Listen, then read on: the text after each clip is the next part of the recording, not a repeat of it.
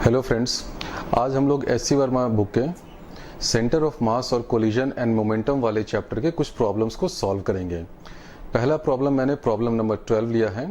Mister Verma 50 kg and mister Mathur 60 kg are sitting at the two extremes of a 4 metre long boat which is of mass 40 kg standing still in water. To discuss a mechanics problem they come to the middle of the boat. Neglecting friction with water, how far does the boat move in the water during the process? तो इस question में क्या दिया हुआ है कि हमारे पास एक बोट है, उसके दोनों एंड पे एक मिस्टर वर्मा है, एक दूसरे मिस्टर माथुर हैं। दोनों क्या करते हैं कि ये सेंटर में आ जाते हैं, बीच में आ जाते हैं to discuss a mechanics problem. अब इनको बोटिंग में भी मैकेनिक्स चाहिए। एनीवे, तो जब ये सारा कुछ मोशन जब हो रहा है तो ऑब्वियसली जो बोट है वो भी कुछ आगे पीछे कुछ मोशन करेगा। तो क्वेश्चन में हमसे ये पूछा गया है कि बताओ कि ये बोट जो है वो कितना मूव करेगा। इस तरह का जो भी प्रॉब्लम होता है उसमें हम लोग कौन सा प्रिंसिपल लगाते हैं? हम लोग लगाते हैं principal of conservation of linear momentum. और वो प्रिंसिपल क्यों लगता है और वो प्रिंसिपल है क्या? वो प्रिंसिपल ये है कि सपोज आपका एक सिस्टम है और उसका लीनियर मोमेंटम p है, तो हम जानते हैं कि लीनियर मोमेंटम का फॉर्मूला क्या होता है? p इज इक्वल टू, मैं लिख सकता हूं m times velocity of centre of mass. Principle of conservation of linear momentum ये कहता है कि dp by dt that is rate of change of linear momentum is equal to f external, और दोनों वेक्टर है इसलिए मैं वेक्टर साइन लगा देता हूं। तो principle of conservation of linear momentum ये कहता है कि dp by dt of a system that is rate of change of linear momentum of a system is equal to external force applied on the system.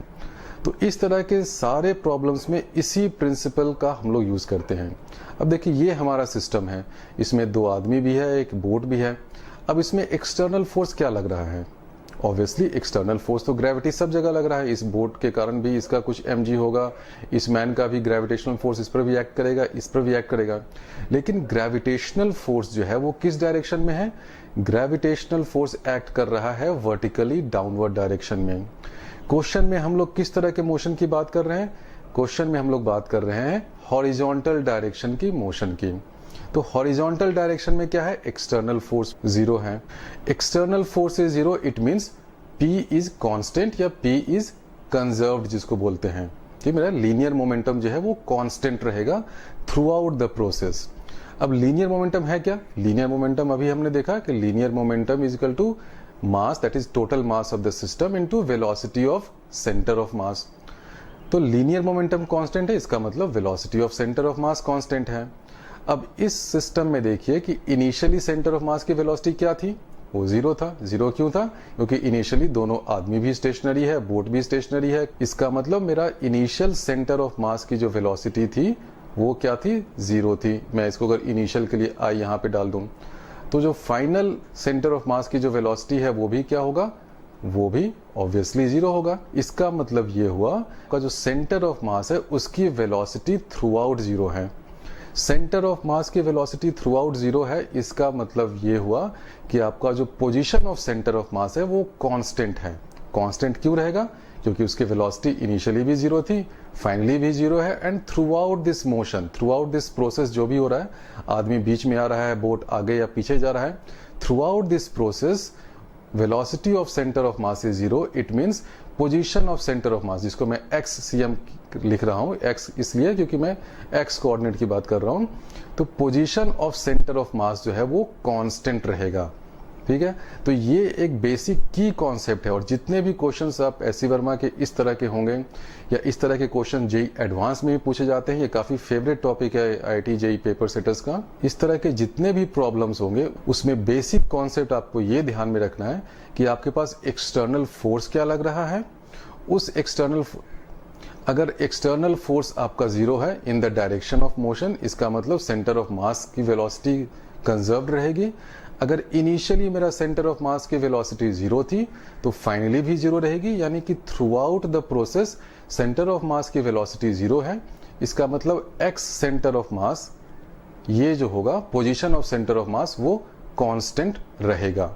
तो अब इसी concept को use करके मैं ये प्रॉब्लम सॉल्व करता हूँ। सपोज ये पॉजिटिव एक्स डायरेक्शन ये है। अब पोजीशन ऑफ सेंटर ऑफ मास क्या होता है, एक्स सेंटर ऑफ मास अगर आप इसको लिख दें तो ये हो जाएगा m1x1, फर्स्ट पर्सन है, इसका मास मैं अभी m1 लिख देता हूँ, इसका m2 लिख देता हूँ और इस पूरे बोर्ड का मास में mb कर देता हूँ। तो क्या होगा m1x1 plus m2x2 plus mb into x3 where x3 is the position of center of mass of the boat divided by summation mi। summation mi मतलब sum of all the masses। तो ये standard formula है position of centre of mass का। Centre of mass का position constant है, इसका मतलब क्या है, इसका जो भी डिस्प्लेसमेंट होगा इसको मैं लिख सकता हूं delta x centre of mass, this will be equal to 0 क्योंकि सेंटर ऑफ मास में कोई डिस्प्लेसमेंट नहीं हो रहा है। This is equal to 0, it means ये वाला जो पोर्शन है आपका, ये तीनों टर्म, इनका जो भी डिस्प्लेसमेंट होगा ये आपस में मिलकर 0 होना चाहिए। इसको मैं लिख सकता हूं m1 into displacement of x1 plus m2 into displacement of x2 plus mass of boat into displacement of mass of boat, इसको कर दें, this should be equal to 0। अब ये बोट जो है वो L, सपोज इसका टोटल लेंथ L है तो सेंटर में आने पे कितना हो जाएगा, L/2 हो जाएगा। और ये m2 है, सपोज ये 60 kg वाला मास जो है वो m2 इधर है और ये क्योंकि ये इस तरफ आ रहा है टुवर्ड सेंटर, तो मैं अज्यूम कर लेता हूं कि मेरा जो बोट भी है वो टुवर्ड्स राइट कुछ ये डिस्टेंस d से मूव करता है। ये अजम्पशन है, आप चाहें तो इसको उल्टा अजम्पशन भी ले सकते हैं, लेकिन मैंने ये इसलिए अज्यूम किया है क्योंकि जो मेरा ग्रेटर मास है जो m2 है 60 kg और ये m1 है 50 kg, ये क्योंकि टुवर्ड्स लेफ्ट जा रहा है, ये टुवर्ड्स लेफ्ट जा रहा है, इसलिए ये टुवर्ड्स राइट जाएगा ही। तो अब ये लिखना चालू करते हैं, तो ये क्या हो जाएगा m1 इंटू डेल्टा x1 क्या होगा, यानी ये जो मास जो यहाँ पर बैठा हुआ है, ये जो आदमी यहाँ पर बैठा हुआ है, सपोज ये मिस्टर वर्मा है, ये यहाँ से यहाँ जा रहे हैं तो कितना डिस्प्लेसमेंट कर रहे हैं, L/2 डिस्प्लेसमेंट कर रहे हैं सेंटर तक आने में। लेकिन ये डिस्प्लेसमेंट किसके रिस्पेक्ट में हो रहा है, ये डिस्प्लेसमेंट हो रहा है with respect to the boat. तो आप एक और बहुत ही की कॉन्सेप्ट इसमें ध्यान रखिए कि जब भी आप सेंटर ऑफ मास के पोजीशन को कांस्टेंट दिखाते हैं और इस तरह का इक्वेशन लिखते हैं कि displacement of one body into mass of that body plus mass of second body into displacement of second body is equal to 0, तो डिस्प्लेसमेंट किसके रिस्पेक्ट में है ये बहुत ध्यान देने वाली चीज है। जनरली हम लोग क्या करते हैं कि डिस्प्लेसमेंट आप हमेशा विथ रिस्पेक्ट टू अर्थ या जो लैब इनिशियल फ्रेम है उसके रिस्पेक्ट में कैलकुलेट करिए।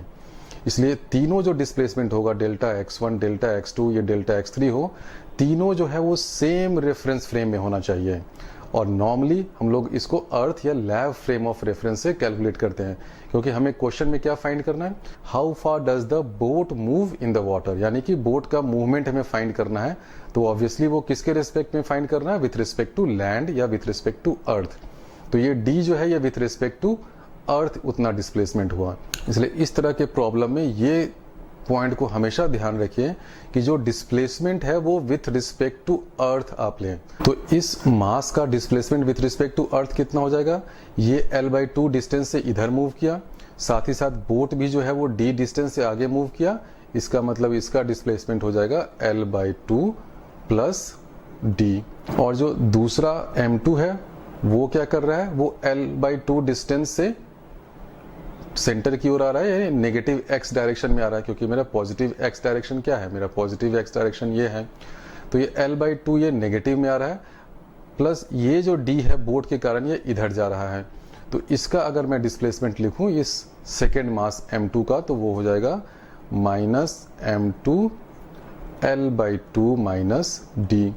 अब प्लस आप ये बोट का देख लें तो mb इंटू बोट का डिस्प्लेसमेंट तो d है और ये पॉजिटिव x डायरेक्शन में है, तो into d is equal to 0 हो जाएगा। तो इसको सभी ध्यान से देख ले कि यहाँ पर L/2 प्लस d क्यों हुआ, यही की कॉन्सेप्ट है। इसी में कुछ स्टूडेंट्स क्या करते हैं, कंफ्यूज हो जाते हैं या सिली मिस्टेक करते हैं। वो क्या करेंगे, m1 इंटू L/2 कर देंगे, तो वो L/2 नहीं होना चाहिए। क्यों, क्योंकि अगर आपने एक मास का इसका अगर आपने डिस्प्लेसमेंट d जो लिया है विथ रिस्पेक्ट टू अर्थ लिया है, विथ रिस्पेक्ट टू ग्राउंड लिया है, तो दूसरे का भी डिस्प्लेसमेंट आपको विथ रिस्पेक्ट टू ग्राउंड लेना होगा। ध्यान से सुनिए, जो भी डिस्प्लेसमेंट आप ले रहे हैं इस क्वेश्चन में, delta x1, delta 2 delta x3, तीनों जो डिस्प्लेसमेंट है वो with respect to same frame of reference होना चाहिए। ऐसा नहीं हो कि आपने बोट का जो डिस्प्लेसमेंट है वो तो विथ रिस्पेक्ट टू ग्राउंड यहाँ पे ले लिया, और ये जो मास m1 और m2 है उसका डिस्प्लेसमेंट आप सिर्फ l/2 और l/2 ले रहे हैं, क्योंकि l/2 और l/2 तो क्या है, वो विथ रिस्पेक्ट टू बोट है डिस्प्लेसमेंट। तो अगर आपको विथ रिस्पेक्ट टू ग्राउंड लेना है तो एक में l/2 प्लस डी हो जाएगा, प्लस क्योंकि ये इसका है टुवर्ड्स राइट है, ये भी टुवर्ड्स राइट है, और एक में l/2 माइनस डी हो जाएगा। तो ये की कॉन्सेप्ट ध्यान में रखिए कि जब भी आप ये डिस्प्लेसमेंट ले 3 मास का या 4 मास का, तो उसमें ध्यान रखें कि सभी का डिस्प्लेसमेंट एक ही फ्रेम ऑफ रेफरेंस के रिस्पेक्ट में हो, और प्रेफर करें कि वो फ्रेम ऑफ रेफरेंस जो है वो आपका अर्थ या ग्राउंड फ्रेम ऑफ रेफरेंस हो, क्योंकि हम लोग ज़्यादातर काम ग्राउंड फ्रेम ऑफ रेफरेंस में करते हैं। अब ये इक्वेशन आ गया, इसके बाद इसको सिंप्लीफाई करना बहुत आसान है। आप m1 m2 और बोट का मास यहाँ पे सब्स्टिट्यूट कर दिए, आपको आंसर आ जाएगा 50 into l/2 plus D minus 60 into l/2 minus D, plus mass of boat भी दे रखा है 40 kg, 40 into D is equal to 0। अब इसको सब्स्टिट्यूट करेंगे तो सारा वैल्यू डाल देंगे, तो d की वैल्यू और l का भी वैल्यू 4 मीटर्स दे रखा है, तो d का आंसर आ जाएगा 10 into L divided by 2 into 150, this will be equal to approximately equal to 13 centimetre. तो ये आंसर है। तो इस क्वेश्चन में की कॉन्सेप्ट क्या था? की कॉन्सेप्ट था कंजर्वेशन ऑफ लीनियर मोमेंटम, और उसके बाद position of centre of mass constant है, तो इसलिए मेरा ये वाला टर्म जो है displacement of all the different masses should be equal to 0, और इसको फिर हमने सॉल्व किया तो distance moved by boat is equal to 13 centimetre आ गया। इसी कॉन्सेप्ट पे मिलता जुलता एक क्वेश्चन है, question number 13। A cart of mass m is at rest on a frictionless horizontal surface and a pendulum bob of mass m hangs from the rod of the cart. The string breaks and the bob falls on the floor, makes several collisions on the floor and finally lands up in a small slot made in the floor. The horizontal distance between the string and the slot is L. ये वाला जो string और यहाँ के बीच का distance है वो L है. Find the displacement of the cart during this process. तो इस क्वेश्चन में भी ध्यान से देखिए, अगर ये पूरा सिस्टम है तो इस सिस्टम पे एक्सटर्नल फोर्स क्या लग रहा है? सब कुछ ये फ्रिक्शनलेस सरफेस है तो फ्रिक्शन तो जीरो है। एक्सटर्नल फोर्स जो सिर्फ लग रहा है वो है ड्यू टू ग्रेविटी mg, जो भी m प्लस mg जो भी होगा टोटल ग्रेविटेशनल फोर्स। लेकिन मोशन जो हम लोग फाइंड कर रहे हैं वो हॉरिजॉन्टल डायरेक्शन में, तो हॉरिजॉन्टल डायरेक्शन में एक्सटर्नल फोर्स जीरो है। उसके बाद देखिए कोलिजन हो रहा है, अंदर में काफ़ी कोलिजन हो रहा है, ये वॉल से टकराएगा, इस वाले वॉल से टकराएगा, फिर यहाँ कुछ टकराएगा, लेकिन जो भी कोलिजन का फोर्स है वो सारा का सारा क्या है? इंटरनल फोर्स है। और हम जानते हैं कि इंटरनल फोर्स के कारण लीनियर मोमेंटम में कोई डिफरेंस नहीं आता है। तो क्योंकि इस सिस्टम में external force in horizontal direction zero है, इसका मतलब ये जो है P जो मेरा होगा, P is equal to m velocity of centre of mass, P मेरा कंजर्व्ड होगा, लीनियर मोमेंटम कंजर्व्ड होगा। लीनियर मोमेंटम कंजर्व होगा, इसका मतलब velocity of centre of mass constant होगा। सेंटर ऑफ मास का वेलोसिटी कांस्टेंट होगा। इनिशियली क्या है? Initially velocity of centre of mass I जो है वो जीरो है, तो V final of centre of mass भी क्या हो जाएगा? ये भी जीरो हो जाएगा। तो इनिशियल सेंटर ऑफ मास की वेलोसिटी जीरो, फाइनल जीरो, इसका मतलब कि जो पोजीशन ऑफ सेंटर ऑफ मास है दैट विल बी कांस्टेंट। अब position of centre of mass constant है, तो अब इसमें देखिए क्या है, दो बॉडीज हैं, एक तो स्मॉल मास m का ये बॉब है और दूसरा ये बड़े कैपिटल M का ये कार्ट है। अब दोनों में मोशन क्या हो रहा है? स्मॉल मास जो है वो टुवर्ड्स राइट जा रहा है, कितने डिस्टेंस से जा रहा है? ये जा रहा है डिस्टेंस L से, लेकिन फिर ध्यान दीजिए ये डिस्टेंस L क्या है? विथ रिस्पेक्ट टू कार्ट है, विथ रिस्पेक्ट टू कार्ट ये डिस्टेंस L से जा रहा है। हमें फाइंड करना है, find the displacement of the cart during the process. तो ऑब्वियसली क्योंकि स्मॉल मास जो है वो टुवर्ड्स राइट जा रहा है डिस्टेंस L से, तो कार्ट जो है वो टुवर्ड्स लेफ्ट जाएगा। कितने डिस्टेंस से? सपोज डिस्टेंस D से। अब इसी डिस्टेंस D को मुझे फाइंड करना है, तो मैं फाइंड करता हूँ m इंटू जो स्मॉल मास है ये बॉब का mass into displacement of the small mass with respect to ground frame. हमेशा ध्यान रखिए कि जब भी आप डिस्प्लेसमेंट को ऐड करें, सब्ट्रैक्ट करें, तो ग्राउंड फ्रेम से लें तो आपका कैलकुलेशन ज़्यादा आसान होगा, कोई सिली मिस्टेक उसमें नहीं होगा। तो m into displacement of this small block with respect to ground क्या हो जाएगा, L माइनस डी।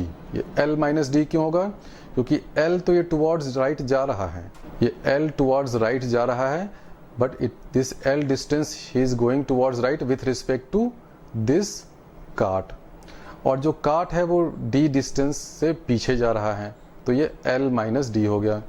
अब ये इस पूरे कार्ट का देखते हैं क्या डिस्प्लेसमेंट होगा, वो हो जाएगा माइनस एम डी। और ये माइनस क्यों ले रहा हूँ, क्योंकि ये लेफ्ट डायरेक्शन को मैंने नेगेटिव एज्यूम किया है, जो जनरली होता ही है। टुवर्ड्स राइट जो है ये कन्वेंशन में ये पॉजिटिव होता है, टुवर्ड्स लेफ्ट जो होता है वो नेगेटिव होता है। तो दिस इज इक्वल टू 0। ये 0 क्यों होगा, क्योंकि सेंटर ऑफ मास का जो पोजीशन है वो कांस्टेंट है, इसलिए सेंटर ऑफ मास का जो भी डिस्प्लेसमेंट होगा दोनों बॉडीज के टर्म्स में, this should come out to be 0। अब इससे आप बहुत आसानी से डी फाइंड कर सकते हो। डी की वैल्यू आ जाएगी m into L divided by m plus m। तो ये आंसर हो गया कि दिस इज द डिस्प्लेसमेंट और distance covered by the cart during this process. इन्हीं सब क्वेश्चन से मिलता जुलता देखिए सिमिलर क्वेश्चन है कि अगर आपको दिया रहे a man moves from one edge of boat of length L to another end, how much is the distance moved by boat. बिल्कुल सिमिलर क्वेश्चन है। सपोज इस मास ऑफ बोट है कैपिटल M, इसका है m, और ये इस and से उस एंड जाने में इसको कितना डिस्टेंस लगा L, और ये सपोज बैकवर्ड इस बोट का डिस्टेंस है D, तो क्या हो जाएगा m into L minus D. L minus D क्यों करेंगे, क्योंकि ये इस मैन का displacement with respect to ground frame क्या है, L minus D, minus m into D is equal to 0। It means d is equal to M L divided by m plus m। Same concept है लेकिन ये different setting है, different setting करके भी लेकिन concept जो लग रहा है वो सेम लग रहा है।